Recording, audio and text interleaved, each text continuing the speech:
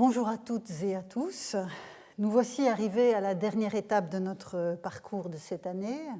Le thème de la norme religieuse et des questions, les questions d'autorité sont loin d'être épuisées et nous poursuivrons l'enquête l'année prochaine, d'où le titre de la leçon d'aujourd'hui, Réflexion provisoirement conclusive.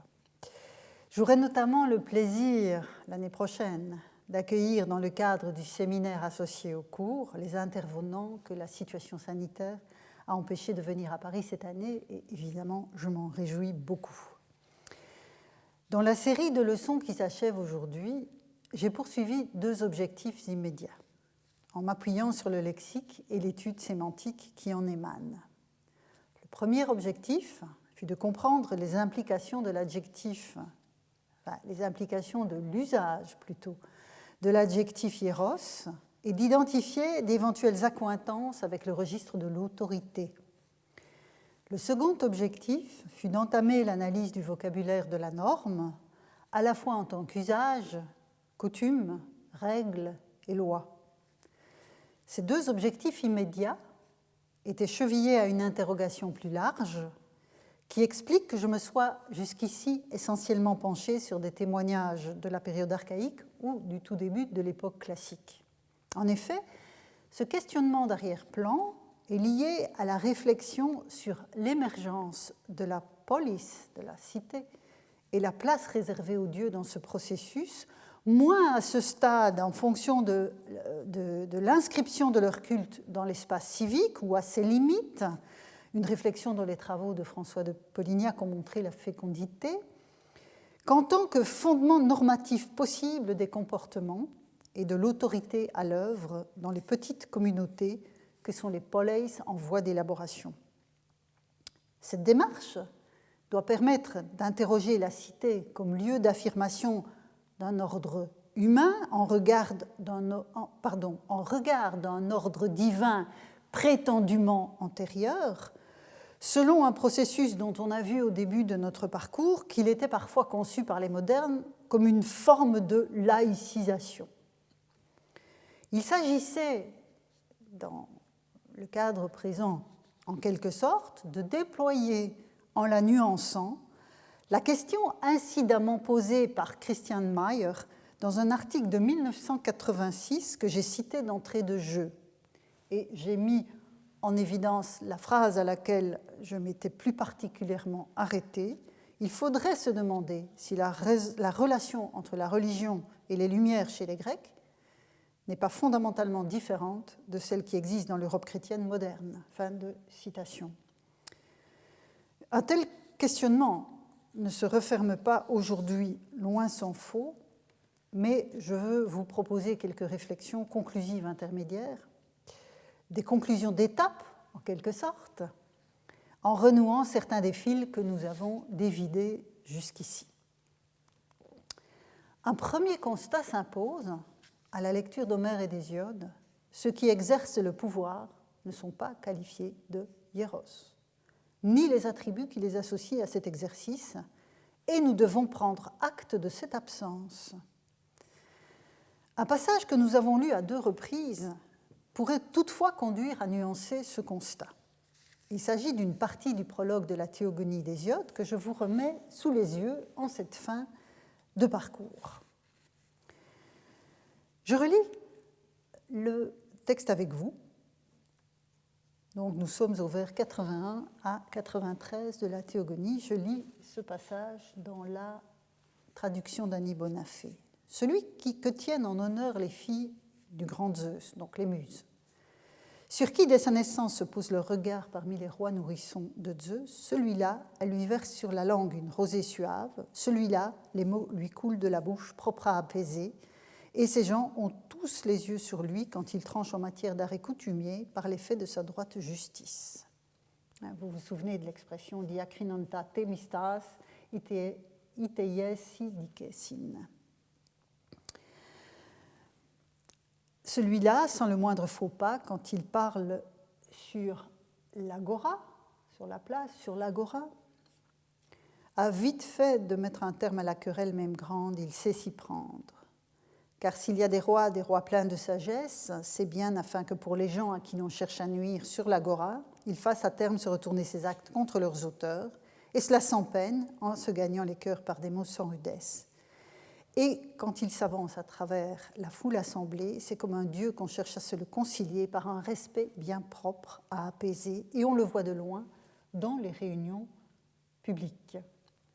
Tel est le don sacré, c'est ça qui m'intéresse ici, donc Toiemus aon hiere dosis anthropoisin, donc pour que les muses dispensent aux humains. Fin de citation. C'est le don qui est hieros, et non la personne qui le reçoit. En outre, vous remarquerez que dans le dernier vers du passage, le vers 93, ce sont les humains au sens large auxquels cette dosis, cette dation est allouée. Le vers en question, me semble-t-il, ne souffre aucune ambiguïté à cet égard. Le don des muses, bon, alors on a traduit ici par le don sacré, mais je vous renvoie aussi, je vous rappelle la traduction, une des traductions possibles que j'avais données de hieros, ce don des muses est divinement puissant. Divinement puissant parce qu'il vient des muses, bien sûr, mais pas seulement. Il l'est aussi dans la mesure où il favorise le doux apaisement dans la communauté qu'il protège contre le neikos, le conflit, même grand, dit le poète. Et l'on pense alors immanquablement à la stasis, le conflit interne, même si le mot n'est pas encore présent dans la poésie hexamétrique. On pense immanquablement à la stasis, le conflit interne, la guerre civile, dont le mot surgit dans la poésie lyrique, avec Alcée, Théognis, des passages que nous n'avons pas vus, mais comme nous l'avons vu aussi dans les élégies de Solon. Ces vers de la théogonie ne me paraissent pas contredire le constat initial selon lequel le pouvoir n'est pas hieros comme tel, ni celui qui l'exerce. En revanche, ce qui contribue à la protection de la collectivité est susceptible d'être ainsi qualifié, de même que ce qui atteste la puissance divine, jusqu'au plus modeste parmi les anathémata des sanctuaires. C'est dans cette perspective que j'ai compris, vous vous en souviendrez, la qualité de hiera qui est attribuée à une polis comme telle, en tant qu'espace où la protection d'une communauté est idéalement assurée et où l'interaction entre les humains et les dieux est particulièrement favorable à ces deux types d'agents de la vie sociale que je mets ensemble dans la vie sociale. Revenons à hieros dans ses différents emplois. L'adjectif désigne tout ce qui manifeste ou est susceptible de manifester avec plus ou moins d'intensité, selon les cas, la puissance d'action des dieux. C'est ce qu'expriment les usages du terme dans les vers des poètes où se matérialise le monde divin. Souvenez-vous, on a fait cette analyse de les dieux entre eux. Comment le terme hieros est-il utilisé quand les dieux sont entre eux? L'entre-soi divin de l'Iliade, évoquant l'Olympe ou le processus théogonique chez Hésiode, ne dissuade pas les poètes de recourir à l'épithète pour traduire cette puissance dont on a identifié dans ce cadre-là les connotations vitalistes. C'est le cas également dans le monde des hommes, où l'action divine se traduit par la qualité de hieros qui s'applique au moins potentiellement au résultat de cette action. Il en ressort une protection spécifique, que souligne aussi l'adjectif, et qui fonctionne de façon réciproque entre les dieux et les hommes. Les hommes doivent veiller au sanctuaire, aux différents biens des dieux, à l'accomplissement des rituels, pour que ne soit pas mis à mal ce qui relève de l'hommage à leur rendre.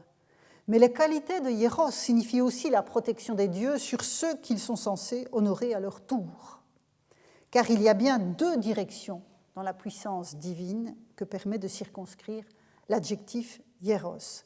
Et un bref parallèle avec la notion de timée, dont je vous ai souvent dit déjà qu'elle était fondamentale, permet d'étayer ce constat et se trouve induit par le passage de la théogonie que nous venons de relire.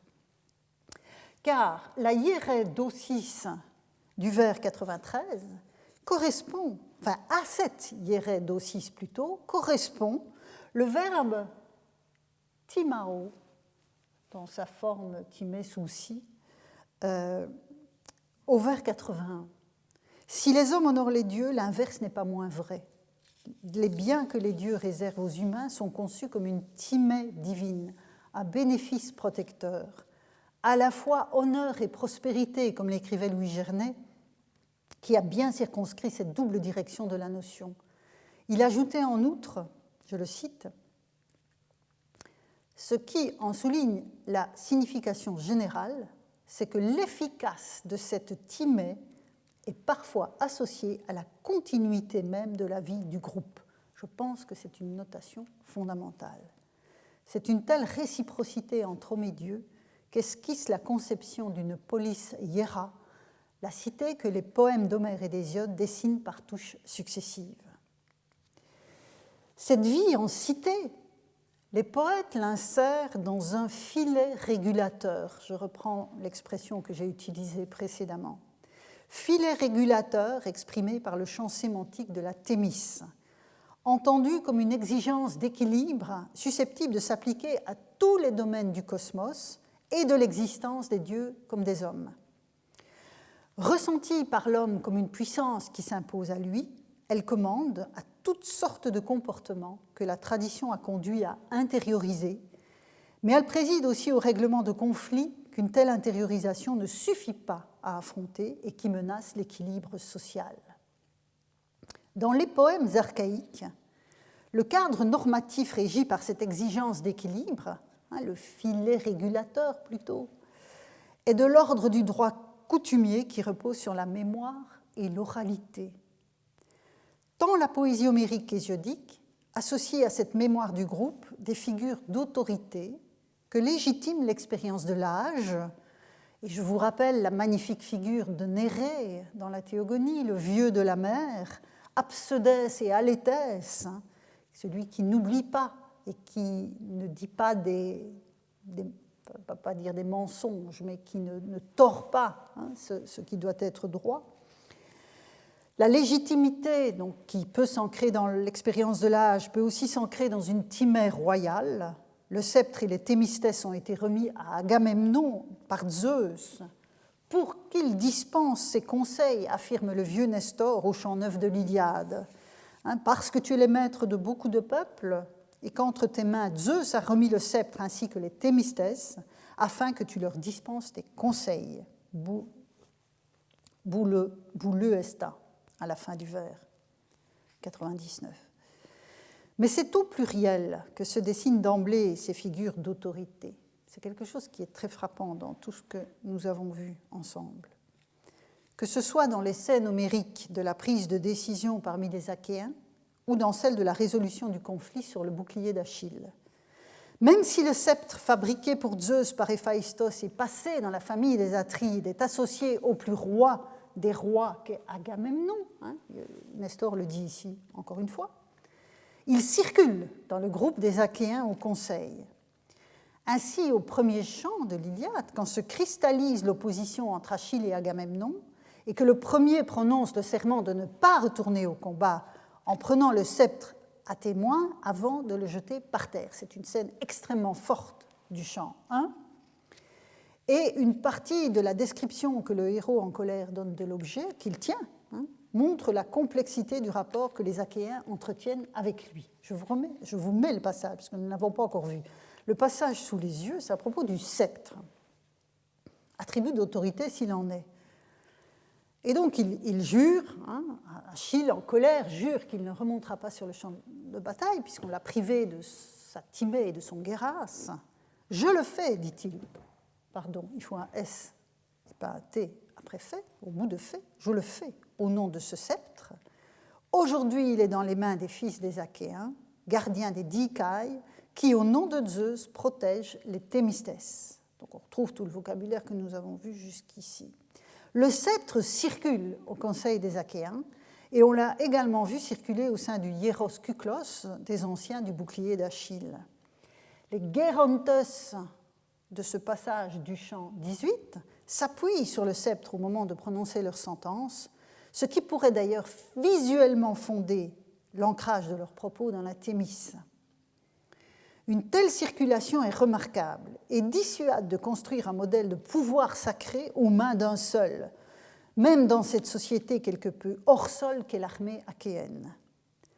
Dans l'Iliade, l'autorité est distribuée au sein du conseil entre les différents rois ou les anciens du bouclier, même si Agamemnon est explicitement dit le plus roi de tous. et que cette hiérarchie sera rappelée à Achille par le vieux Nestor. Il faut respecter les hiérarchies, mais on voit bien qu'il y a une distribution. Quant au Basileis d'Hésiode, auquel je reviens, on a relu il y a un instant ce passage du prologue de la Théogonie, ils sont sans doute moins hors sol que ceux de l'Iliade, et le poète décrit toutes les potentialités de leur sentence.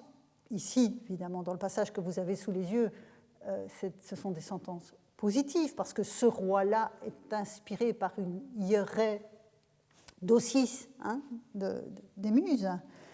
Donc, il décrit toutes les potentialités de leur sentence, des dicailles les plus droites aux plus retorses, parce qu'il peut y avoir aussi des dicailles retorses, nous l'avons vu, mais la pluralité de ces figures dans l'œuvre d'Hésiode donne l'image d'un émiettement de l'autorité qui la rend aussi fluide que dans les scènes d'assemblée de l'Iliade.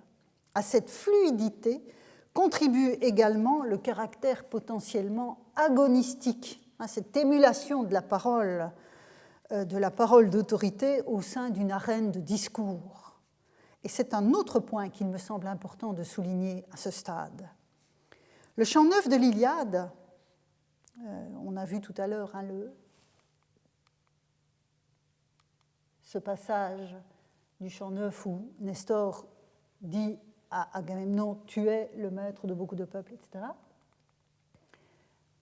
Et donc, le chant 9 est assurément un bel exemple d'une telle arène de discours. J'en rappelle le contexte. Les Achéens, à ce stade, sont au plus mal face aux avancées des Troyens. Agamemnon, qui a reconnu sa faute à l'égard d'Achille, fait l'hypothèse d'un retrait de l'armée et d'un retour en Grèce. Mais d'autres rois y sont fermement opposés. On est qu'au chant 9, il y en a 24, donc il est clair que ça ne peut pas s'arrêter. C'est une telle opposition que manifeste Diomède en prenant la parole au Conseil. Et voici le début de son discours. Je lis avec vous la traduction de Lasserre qui est à l'écran. Atride, c'est toi d'abord que je combattrai, insensé. Il est Thémis de le faire, roi à l'Assemblée. Et on retrouve l'expression que nous avons vue passer précédemment, Thémis estin, anax, agoré.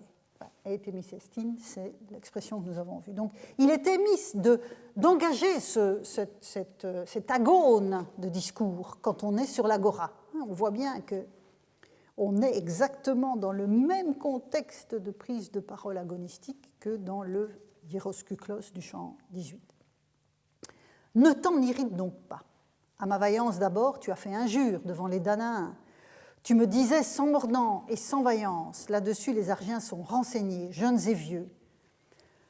Donc, ils savent que je suis vaillant. C'est ça que Diomède veut dire. Pour toi, le fils de Cronos à l'esprit retors, donc Zeus, divisa ses dons. Par le sceptre, il t'a donné d'être honoré plus que tous. Mais la vaillance, il ne te l'a pas donnée. Et c'est la plus grande force. Fin de citation. Et il va poursuivre en affirmant que le roi peut bien rentrer à Mycène si lui en a envie, mais que d'autres poursuivront le siège de Troie et la feront tomber. L'Assemblée l'approuve, et Nestor prend alors la parole, en soulignant d'abord que Diomède a bien parlé, mais qu'il n'est pas allé jusqu'au bout de ce qu'il lui fallut dire. Le roi de Pylos va endosser, il le dit, je vais vous montrer le passage tout de suite, mais il endosse son rôle d'ancien. Alors j'ai envie de dire, un peu par boutade, ce n'est pas le vieux de la mer en l'occurrence, mais c'est le vieux de l'armée, face à un Diomède qui pourrait être son fils. Et ce qu'il entend combattre, en fait, en prenant la parole, c'est la division des Achéens, la guerre intestine. Et celui qui mène à ce type de désastre, dans le poème, donc dans ce chant 9, au vers 57-64, on voit qu'il est assorti de qualificatifs évocateurs. Je lis cette prise de parole de Nestor avec vous. Donc il parle à Diomède. « Tu pourrais être pour moi un fils, en âge de porter les armes, mais tu dis des choses sensées au roi des Argiens, car tu parles selon ce qui convient. » Et là, on a un autre registre sémantique que je n'ai pas pris le temps d'analyser avec vous, mais dont vous allez tout de suite comprendre la portée, c'est le katamoiran. Or, souvenez-vous, parmi les filles de Thémis, il y a les Horai avec Dike, Eunomia et Irénée, et il y a les Moirai, les Pars. Et donc on voit bien ici qu'on est exactement dans le même registre de la convenance, mais vu sous un autre angle. Eh bien, moi qui me vante d'être plus vieux que toi, je parlerai, j'exposerai tout, et personne ne méprisera mon avis, pas même le puissant Agamemnon. Il est sans famille, sans Thémis, sans foyer, celui qui aime la guerre intestine, propre à glacer d'effroi. Et vous voyez les adjectifs aphrétor, athémistos, anestios estine, et puis vous avez cette mention du polémos épidémios. C'est vraiment la guerre intestine au sens strict. Nestor exhorte donc Agamemnon, après cette prise de parole, il exhorte Agamemnon à prendre conseil auprès des anciens parmi les Achéens. On trouve une espèce de conseil des Gérontes parmi les Achéens, ce qu'il fait, et une ambassade est envoyée à Achille, c'est la fameuse ambassade qui ne réussira pas à le convaincre. Et comme le remarque avec justesse David Bouvier dans son bel ouvrage Le Septrilalire, dont je vous ai mentionné la référence précédemment, quand il analyse ce passage, il écrit, je le cite, « Les trois adjectifs renvoient à l'appartenance et à l'intégration de la personne dans la société. La Thémis est alors comme le foyer de la société, son centre, la raison de son rassemblement. » Fin de citation. Il traduit Athémistos ici par l'expression sans conscience sociale, ce qui est une traduction intéressante. Le monde des dieux et le monde des héros de la poésie, mais aussi celui des poleis auxquels Homère et Hésiode réservent une place, sont des espaces de régulation. Une régulation infusée par l'exigence d'équilibre que traduit la Thémis et qui englobe la totalité du cosmos. Dans le monde des dieux, l'exigence d'équilibre est associée à la juste répartition des timai et à la reconnaissance de la part de chacun, sa moira, on vient de voir l'expression au katamoiran. C'est notamment un très beau passage de la Théogonie qu'on a vu précédemment, où on voit vraiment cette récurrence du vocabulaire de la Timée, du Géras, et la conclusion que c'est Thémis d'agir ainsi. Dans le monde des hommes, les conseils et les sentences des figures d'autorité que sont les rois et les anciens sont susceptibles de concrétiser une telle exigence. Il n'est pas anachronique de parler alors d'une aspiration à la justice, au sens global de la reconnaissance et du respect des droits de chacun, à condition d'associer les droits, dans l'expression que j'utilise, la reconnaissance et le respect des droits de chacun, à condition d'associer les droits, non à notre perception moderne de la notion, mais à ce que le grec exprime par les timai et les géras. Remarquons toutefois que la conscience sociale dont témoigne ce qui est Thémis, je reprends l'expression de David Bouvier, ne se limite pas à la seule arène politique et judiciaire. Elle s'étend à l'ensemble des manières d'être et de faire. Je reprends mon expression, l'expression que vous connaissez bien maintenant, l'ensemble des manières d'être et de faire intégrées dans une culture donnée. Quand l'Odyssée évoque les dieux dissimulés sous des apparences multiples pour identifier parmi les hommes l'hubris et l'eunomia, c'est un passage du chant 23 de l'Odyssée que nous avons vu précédemment, ces deux types de comportements antithétiques englobent potentiellement tous les types d'actions individuelles et collectives. Or, dans la poésie d'Hésiode, nous l'avons vu, ces manières d'être et de faire étaient susceptibles d'être désignées par le terme nomos, qui, comme eunomia, s'inscrit dans le registre de la répartition selon la convenance. Je fais référence ici à l'analyse de Pierre Chantraine dans son dictionnaire étymologique. Nos témoignages attestent en outre la portée proprement légale du terme, en tant que fruit de la délibération d'une instance collective à partir du 5e siècle avant notre ère. On l'a vu dans une série de documents épigraphiques la semaine dernière. Mais sans que soit pour autant oblitéré dans les emplois du mot le sens d'usage, de coutume sanctionné par une tradition partagée. c'est ce que j'appelais la semaine dernière le double entendre de nomos entre oralité et écriture, entre tradition fluide et formalisation. Au thémistès poétique comme précepte régulateur inspiré par les dieux, ont succédé, on l'a vu dans le domaine oraculaire, les notions de kresmos et de manteion, et dans le domaine politique, celles de nomos et de thesmos, dans un cadre chronologique et une perspective sémantique auquel je voudrais revenir en conclusion de cette dernière leçon. Puisque, nous l'avons vu aussi, les thémistos sont restés cantonnés au corpus poétique. J'ai évoqué la semaine dernière le sens que l'on peut percevoir derrière l'usage de thesmos, alors sous ses différentes formes, on l'a vu, thethmos, avec un θ à l'initiale ou un tau. Donc c'est le sens que l'on peut percevoir de ces usages dans l'épigraphie des cités des différentes régions du monde grec, enfin de différentes régions, puisque le mot n'est pas nécessairement attesté partout dans ce sens. D'autres communautés ont fait d'autres choix. L'usage du terme, donc, qui est attesté à partir de l'extrême fin du VIe siècle, reste circonstanciel, mais il s'inscrit presque à chaque fois, dans les documents que nous avons vus la semaine dernière, sur un arrière-plan plus large de nomoi, de nomia, disait la loi de colonisation de nos pactes. Derrière nomia, on a ce que d'autres textes appellent des nomima, qui forment pour la communauté qui les invoque explicitement un filet régulateur, selon l'image que j'ai donnée de la thémis dans une leçon antérieure. Et donc on voit bien que de ce point de vue, le champ sémantique de nomos rentre, il y a des recouvrements qui s'opèrent. Le thesmos fait référence à l'institution, à la fondation des dispositions prises, et me semble-t-il aussi, pour ce qui est des inscriptions en tout cas, à sa traduction concrète dans l'écriture. C'est dans ce sens que je comprends le choix de désigner les dites lois de Dracon et de Solon sous ce terme de thesmoi, par contraste avec les modalités d'être et de faire traditionnelles. Peut-être ces dernières étaient-elles déjà des nomoi à Athènes, à l'instar de ce que l'on voit chez Hésiode.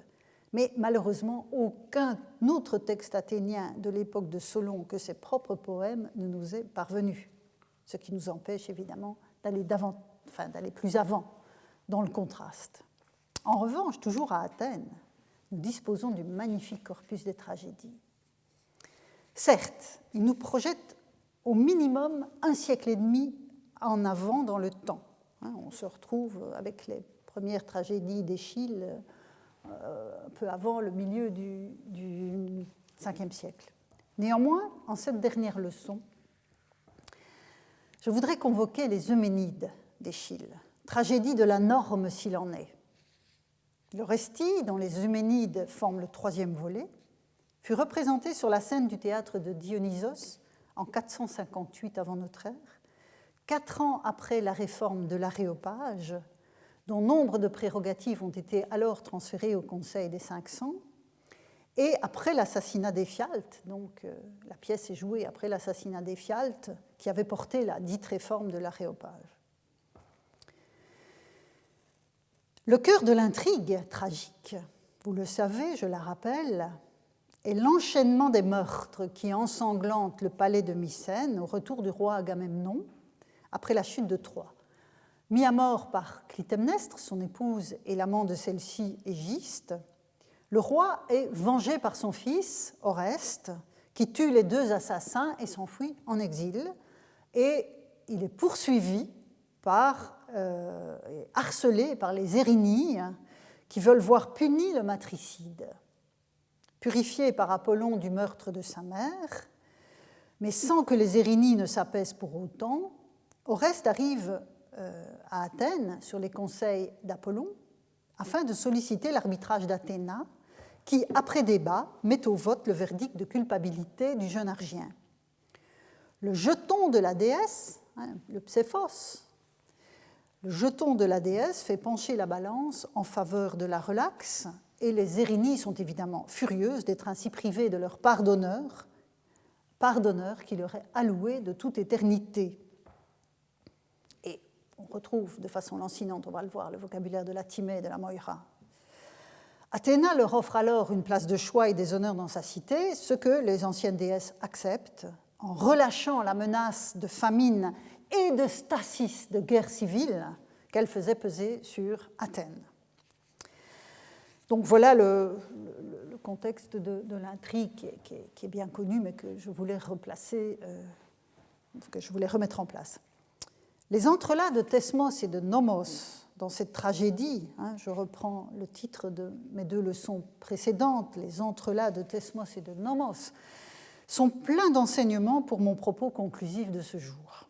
En effet, la première occurrence de Nomos, on va entrer dans la tragédie, dans le cœur même de la tragédie. La première occurrence de Nomos intervient presque à l'entame de la pièce. Quand le cœur des Érénies est endormi dans le sanctuaire delphique, ils sont Oreste, et à sa suite, le cœur des Érénies est arrivé à Delphes, Oreste a été purifié, les Érénies se sont endormies, et le cœur est réveillé par l'ombre de Clytemnestre, qui les secourt, et le cœur voit sa proie lui échapper, puisqu'Oreste part pour Athènes, poussé par Apollon. Celles qui se nomment elles-mêmes les vieilles puissances, mais vieilles au sens de graiai, c'est-à-dire les vieilles femmes, vieilles puissances attaquent Apollon, le dieu jeune, Néos. Et on voit qu'il y a cette opposition dans toute la pièce entre les anciens dieux et les jeunes dieux. Et elles attaquent donc Apollon en disant, je cite les vers 169-172, « Au foyer tout devin qu'il est, la souillure l'a touché, et le coin, donc le coin du sanctuaire, l'adutone, il l'a sali de son propre élan, à son propre appel. Passant le nomos des dieux, vous voyez ici, par un nom en théone, passant le nomos des dieux, passant outre en fait le nomos des dieux, il vénère les choses humaines, et nos parts d'antiques venues, il les a anéanties. Et j'ai repris la très belle traduction de Louis Bardelin et Bernard de Forges qui ont retraduit le corpus des tragédies, enfin en tout cas cette trilogie dans la collection bouquins que je vous recommande. On retrouve donc ici l'arrière-plan qui nous est désormais familier, celui de la répartition des timailles, des honneurs et des parts, ici les moirailles auxquelles Zeus a procédé, ce qui est traduit ici par nos parts d'antiques venues, palai geneis moiras, il les a anéantis, ayant anéanti les parts d'antiques venues.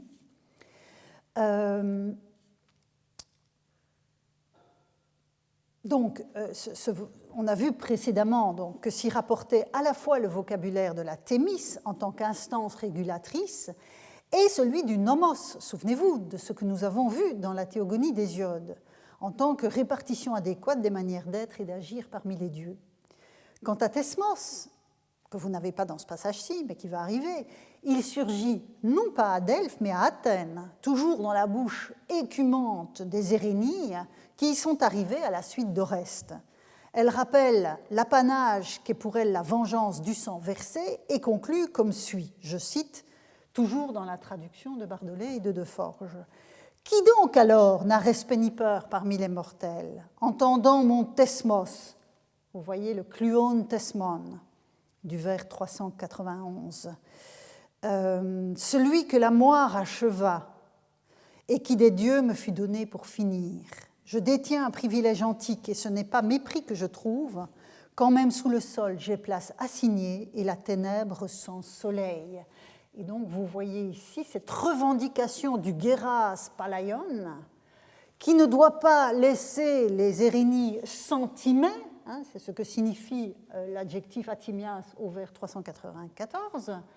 Et vous voyez surgir aussi au vers 395 la notion de taxin et kousa qui renvoie à la répartition à laquelle Zeus a procédé dans les vers de la théogonie que nous avons vus précédemment et que Solon utilisait aussi d'ailleurs dans les élégies que nous avons lues ensemble. Alors, le contexte dans lequel Thesmos figure ici est très proche de celui qui encadre la première occurrence de nomos que nous venons de voir, puisqu'il s'agit à nouveau de la répartition des honneurs. Cette fois, il n'est plus fait référence au principe général évoqué par nomos, mais à la part instituée pour les érinies, telle que la moire, ici vous avez une forme adjectivale, telle que la moire la leur a allouée et que les dieux ont sanctionnée. Il s'agit d'entendre cette dévolution, kluon tesmon, qui est donc conçue comme étant proclamée, d'évolution de la place qui leur est assignée dans le cosmos avec les prérogatives qui la définissent. Et je pense ici évidemment à cette ambivalence que nous avons vue plusieurs fois pour le tesmos de l'ancien lit d'Ulysse et de Pénélope, qui est à la fois l'ancrage concret de l'union et l'institution d'un accord établi entre deux familles. Poursuivons, dans la tragédie toujours. Face au dilemme que représente l'opposition du point de vue d'Apollon, qui estime qu'Oreste doit être absous, et celui des Érinies qui crie vengeance, Athéna choisit de fonder le tribunal de l'Aréopage en ces termes. Des hommes, je cite donc les vers 483-484, et j'ai repris le texte grec de l'édition Budé. Le vers 483 est très discuté, mais heureusement c'est le 84 qui m'intéresse. Des hommes qui jugent les meurtres sous la clôture d'un serment, vous voyez le champ sémantique d'Orcos ici, j'en choisirai, et un tesmos, moi je l'établirai pour toujours. Donc Bardolet et Deforge traduisent tesmos par loi, là j'ai laissé tesmos, et une loi, moi je l'établirai pour toujours, traduisent-ils, tandis que Paul Mazon choisit de traduire par tribunal. Laissons la chose en suspens pour l'instant, en attendant la suite, et Athéna qui revient sur scène pour la discussion des points de vue en présence. Et je lis cette discussion. Donc nous sommes au vers 579. Athéna. Tandis que se remplit ce conseil, le silence est notre secours, afin qu'apprenne mes tesmoi la cité tout entière. Matein, tesmus et mus. Et c'est pour la durée du temps, et que ceux-ci jugent par belle et bonne décision. Et puis le chœur, donc les Érinies, qui voient Apollon arriver, qui se dit mais qu'est-ce qu'il vient faire là, l'interpelle. Seigneur Apollon, règne là où toi-même possèdes, donc en clair retourne à Delphes. Quelle part as-tu en cette affaire? Dis-le. Et Apollon répond, d'abord c'est pour témoigner que je suis venu, il est de par la loi mon suppliant. Alors, il est de par nomos, on va dire, plutôt, mon suppliant. Bardolet et Deforge traduisent par loi. Donc il est de par nomos, mon suppliant, cet homme-là. Dans ma demeure, il fut sur mon foyer à moi, et ce meurtre-là, moi, je l'en ai purifié. On voit se jouer ici la norme des suppliants, que nous avons déjà vu passer, que Mée, dans l'Odyssée, appelait la thémis d'Exénoi, sous l'autorité de Zeus, et qui est ici de l'ordre du nomos. Donc vous voyez ce recouvrement que j'évoquais il y a un instant. Tandis que l'institution fondée par Athéna dans l'instant de la représentation est de l'ordre du tesmos, qu'il soit au singulier, comme dans le passage précédent, ou au pluriel, comme ici. Qu'il s'agisse de l'institution elle-même, se trouve corroboré par l'intervention d'Apollon à l'entame de son témoignage en faveur d'Oreste. Au vers 614-615, Apollon s'adresse au public, mais en fait il s'adresse dans la tragédie, il s'adresse aux jurés, aux dicastes du tribunal de l'Aréopage. Je m'adresserai à vous, dit-il, ce grand tesmos d'Athéna, avec droiture, étant devin, je ne mentirai point. Et donc, vous avez ici le ton d'Athénaïas Mégan, qui est en quelque sorte la position de Humas. Donc, vous êtes le tesmos d'Athéna.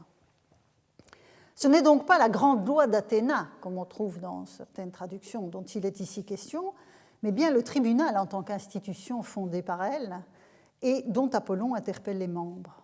En revanche, avant le vote lui-même, Athéna reprend la parole et exhorte les Athéniens. Et vous voyez que vous allez voir, cette tragédie est véritablement un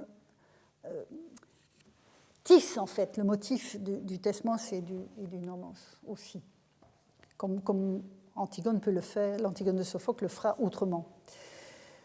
Donc, vers 680-685, et puis quelques autres incursions dans les vers 690. Donc, c'est Athéna qui parle. Veuillez écouter maintenant le thesmos. Et donc, on retrouve ici, vous voyez, le verbe kluein avec le thesmos comme complément d'objet. Veuillez écouter maintenant le thesmos, Jean de l'Attique, qui tranchait les premiers arrêts du sang répandu. Il sera encore dans le reste du temps chez le peuple d'Égée et toujours jugera ce conseil. Cette butte d'Arès, siège des Amazones, puisque l'Aréopage est évidemment sur la colline d'Arès. Puis j'ai passé un passage. Elle sacrifiait Arès, donc il raconte, en fait elle raconte l'origine de cette colline. Elle sacrifiait à Arès de là sur le rocher et la butte au nom d'Arès, en ce lieu. Le respect de ceux de la ville et leur peur, qui est de même race, les empêcheront d'être injustes, à moins qu'eux-mêmes, les citoyens, et c'est le dernier vers, le 693, à moins qu'eux-mêmes, les citoyens, n'aillent encore innové en leur loi, et vous avez ici nomoi qui intervient. Donc, dans ce passage complexe, on retrouve, comme précédemment à propos du lot des Érinnies, le verbe de l'écoute associé au thesmos. Comme la part des déesses se trouve proclamée et s'ancre dans un lieu donné, l'institution du tribunal de l'Aréopage est proclamée par Athéna et se concrétise sur la colline d'Arès. Ensuite, dernier vers, donc le 693, ensuite, ce sont les nomoi en général, dont la déesse critique la modification éventuelle, et on constate alors que l'institution, une fois fondée, s'inscrit dans la durée et dans les nomoi du groupe, comme le laissait entendre une des inscriptions que nous avons analysées la semaine dernière. Alors, à ce stade de la tragédie, c'en est fini des occurrences de thesmos. Les nomoi réapparaîtront, eux plutôt, en grec c'est masculin. Les nomoi réapparaîtront dans les lamentations du chœur des Érinnies de façon lancinante avant qu'elle n'accepte la proposition d'Athéna. Nous sommes donc au vers 778, il y avait longtemps, 779. Io, Dieu plus jeune, sur les anciennes lois, et vous avez ici Palaius Nomus, vous descendez vos chevaux et de mes mains, vous me les avez prises, donc vous les piétinez en fait, c'est ça que ça veut dire. Vous me les avez prises, mais moi, perdu d'honneur, qui est une très très belle traduction pour Atimos, perdu d'honneur, la porteuse de malheur, lourde rancune sur la terre d'ici, et cette rancune, je vous le disais tout à l'heure, c'est la menace de la famine et de la guerre civile. Les anciens, donc les anciens nomoi, les jeunes dieux dont Apollon les ont piétinés, rendant les antiques déesses atimoi. Le refrain reste le même que tout ce que nous avons vu jusqu'ici, et la notion de répartition reste sans doute perceptible dans l'emploi du mot. L'atteste, à mon sens, une réplique des mêmes Érinnies, rappelant un peu avant, dans la tragédie, qu'il a déjà piétiné les hommages d'anciennes déesses. C'est un passage très intéressant. En fait, les Érinnies rappellent à Apollon qu'un jour, il a permis au roi thessalien Admète d'échapper à la mort, puisque vous vous souvenez sans doute de cette histoire où Admète devait mourir et puis s'il trouvait quelqu'un pour le remplacer aux enfers, il pouvait échapper à la mort. Et cette entorse grave aux honneurs des moirai, les moires, les parts, les déesses des parts, n'a pu être obtenue par Apollon qu'en enivrant ces anciennes déesses. Et donc, les Érinnies le rappellent dans la tragédie en disant « c'est toi qui as anéanti les anciens partages ». Et le mot est tout à fait intéressant. C'est un terme, évidemment, lui aussi fondé sur Nemein. c'est toi qui as anéanti les anciens partages quand ta ruse du vin trompa d'anciennes déesses. Et vous voyez, c'est particulièrement intéressant de voir les jeux à l'intérieur même, les jeux langagiers à l'intérieur même de la tragédie, parce qu'on avait déjà eu au vers 172 ces parts d'anciennes venues qu'il a anéanties, et on retrouve ici le même verbe avec son préfixe. Et en fait, les divinités en question, ce sont les moires elles-mêmes. Donc vous avez ici un jeu de miroir qui est tout à fait passionnant. Bien. Le parcours dans le lexique contrasté des Euménides associe thesmos, on vient de le voir, à la valeur que lui donne son étymologie, à savoir l'institution, en parole et en acte, d'une décision qui, dans le cadre de l'intrigue tragique, est évidemment divine. Elle s'inscrit dès lors sur l'arrière-plan du nomos, ou des nomoi régulateurs du cosmos, et des partages qui ont présidé à son équilibre, en reformulant le partage d'antiques venues, comme disent Barthollet et Deforge, au profit d'une timée accordée aux Érini dans le cadre de la cité. On voit bien que là, certes, la dianomée antique est revue et bafouée au sens que les Érini donnent à ce terme, mais le partage va se réorganiser par cette timée qui est accordée aux anciennes déesses dans la cité d'Athènes. Alors, la tragédie d'Échille, vous l'aurez remarqué, du moins je l'espère, n'offre aucune prise à l'opposition entre thesmoi des dieux et nomoi des hommes. En ce milieu du Ve siècle, les deux termes continuent de désigner la même chose, mais sous des angles différents. Celui de l'institution pour le premier, celui de l'usage collectivement sanctionné pour l'autre, et pour les dieux comme pour les hommes. Thesmos prend progressivement, on l'a vu, une saveur archaïsante, susceptible de désigner d'antiques décisions normatives, que ce soit dans le monde des dieux ou dans le monde des hommes avec Dracon. On l'a vu dans le texte du Pséphisma produit par Andocide, où les lois de Solon étaient des nomoi et celles de Dracon, plus anciennes, étaient des thesmoi. Mais c'est nomos qui s'imposera toujours davantage dans les différents registres de la norme, qu'elle soit collectivement assumée par une cité et consignée par écrit, ou qu'elle relève des us et coutumes traditionnellement partagés. En outre, la tragédie fait du conseil de l'Aréopage une création d'Athéna, le fruit, disais-je il y a un instant, d'une sorte de nouveau partage d'origine divine qui réorganise la dévolution des Timae. Les citoyens auront à juger les crimes de sang et les Érini, devenus des déesses vénérables, des Semnae Theae, recevront les hommages de la cité, leur nouvelle part d'honneur. Les crimes de sang, dont on sait qu'ils étaient aussi la cible des dispositions prises par Dracon à la fin du VIIe siècle, seront désormais tranchés par le vote de ceux que la déesse appelle les dikastae, et se profile alors, en dépit du temps écoulé, le hieros kuklos des anciens de l'Iliade, qui émettent le plus droitement possible des dikae pour résoudre un eikos lié à un meurtre. On a bien sûr vu dans les Euménides le triomphe de la justice des hommes sur la justice des dieux. Je parle de la vision un peu canonique dont je vous parle depuis le début de ce cours. On a pu voir dans cette tragédie, effectivement, la trace du triomphe de la justice des hommes sur la justice des dieux, dont la poésie serait encore le témoin, la justice des dieux. J'ai toutefois beaucoup de mal à identifier une telle rupture dans l'ensemble des témoignages que je vous ai soumis. Et revenons pour cela, en conclusion de la conclusion, à la place des dieux dans la prise de décision des hommes. Et donc, la toute dernière partie, ce sera sur le rôle des dieux dans cette prise de décision. Dans l'Iliade, on l'a vu, on l'a encore revu tout à l'heure, l'autorité d'Agamemnon lui est conférée, je l'ai rappelé, par le sceptre et les thémistès de Zeus. Les conseils dispensés par le roi sont inspirés par l'exigence d'équilibre que traduit théogoniquement l'union de Zeus et de Thémis. Mais ni la parole du roi, je le répète, ni la parole du roi, ni ses conseils, ni les décisions qu'il prend ne sont assortis de la qualité de hieros.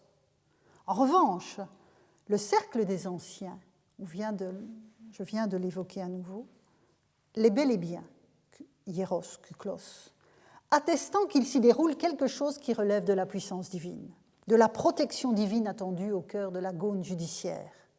À l'instar de l'ère de battage, souvenez-vous, l'aloé, l'ère de battage qui est hiéra et manifeste la protection de Déméter dans le processus en cours. Quant à la hiérédosis hésiodique, le don qui manifeste la puissance des muses auprès des rois parmi les hommes, elle est associée aux sentences droites et à la capacité des décideurs à rendre à chacun ce qui lui revient, mais l'hypothèse des sentences retorses est bien là, elle aussi. Quand la cité crétoise de Dréros décide collectivement, alors à l'échelle sans doute réduite de l'accès d'un petit groupe aux décisions, hein, soyons lucides, mais quand cette cité s'affirme comme polis et décide collectivement de limiter l'itération de la charge de cosmos, la décision est gravée sur le temple d'Apollon, à savoir une construction forcément collective, qui est une autre manière monumentale d'affirmer ce qu'il a plu à la cité de réaliser collectivement. Ce double choix, la construction d'un temple, fut-il encore modeste à ce moment-là, hein, ce n'est pas le Parthénon, la construction d'un temple et l'affichage sur ces murs d'une autre décision collective montre l'imbrication étroite des agents divins et humains dans la construction de l'identité du groupe. Il a plu à la police, et la police prend en charge l'intérêt des dieux, comme les dieux protègent la police. C'est pourquoi elle peut être poétiquement qualifiée de hiéra. Quand, un siècle et demi plus tard, Solon chante en vers sa propre action politique, le nomia de la cité est au cœur de ses intentions et passe par la rédaction de thesmoi, des décisions instituées, fondées, non pas par l'intermédiaire de Zeus et de sa fille divine, gardienne de la cité, mais sous leur protection. L'action divine attendue ne passe plus par la voie poétique de l'inspiration du roi des dieux au roi des hommes par le biais des muses. Désormais assumée par une collectivité ou bien l'un de ses membres choisis, la décision n'en est pas laïcisée pour autant. Elle est assortie encore et toujours d'une protection divine qui est requise selon des modalités variées. Par un affichage, comme celui des temples crétois d'Apollon, que je viens de rappeler, ou dans le cercle de Zeus Agoraios à Érythrée, ou sur l'acropole d'Athènes, pour les thesmoi de Dracon et de Solon, avant de descendre dans la ville basse, dans le portique royal, au cours du Ve siècle. C'est un choix d'une intensité plus élevée encore, auquel se résout la cité locrienne, qui émet à la fin du VIe siècle un thesmos sur la terre, dont nous avons parlé la semaine dernière. Et je vous remets le texte de la fin de cette inscription sous les yeux. Que le présent thesmos soit la propriété sacrée d'Apollon Pythios et de ceux qui partagent son temple. Quiconque transgressera ces dispositions sera voué à l'anéantissement, lui et sa famille et ses biens. À celui qui agit avec piété, que le Dieu soit favorable.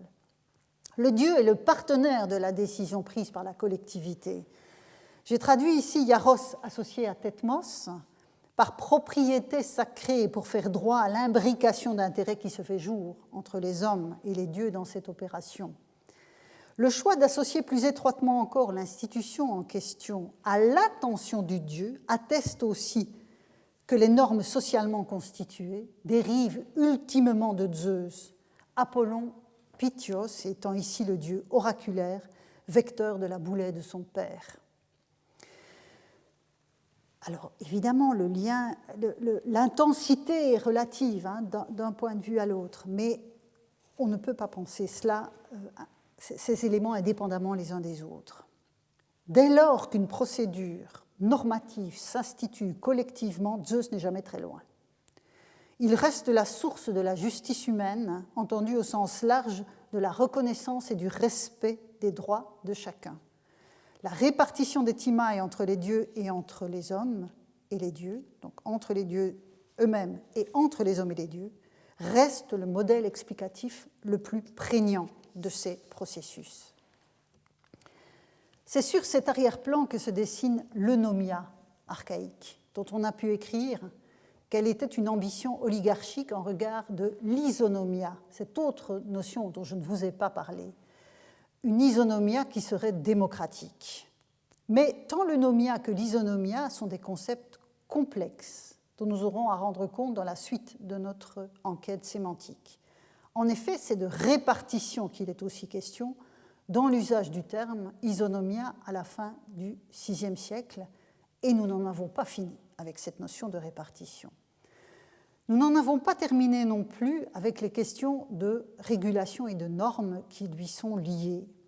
Alors que la thémis reflue dans les usages de la prose, mais nous avons vu que la thémis restait néanmoins présente, mais elle reflue dans les usages, d'autres champs sémantiques fleurissent et nous permettront d'affiner la compréhension de la place des dieux dans les cités classiques cette fois. Ce sera le cas de l'eusebeia, on a vu une première occurrence du verbe eusebein dans une inscription, et surtout l'osiotès, le fait d'être osios, dont la traduction par piété, que ce soit osiotès, que l'on traduit parfois par piété, ne circonscrit que bien imparfaitement la richesse de ses implications. Mais le traitement de ces dossiers-là, ce sera pour l'an prochain, et j'espère revoir enfin bon nombre d'entre vous en chair et en os dans cet amphithéâtre du Collège de France. Je vous remercie pour votre attention.